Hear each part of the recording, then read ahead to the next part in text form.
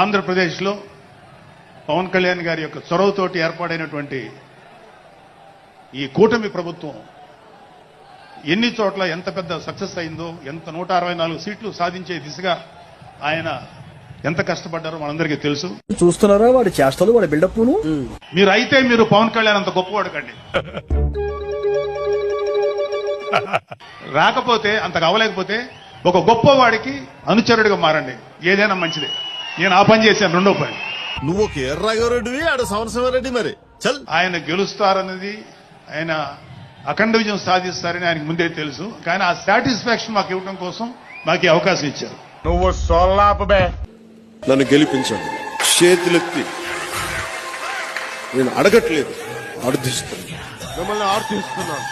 2 చేతులు జోడించి అడుగుతున్నాను. నా గెలుపు మీ చేతుల్లో పెట్టాం.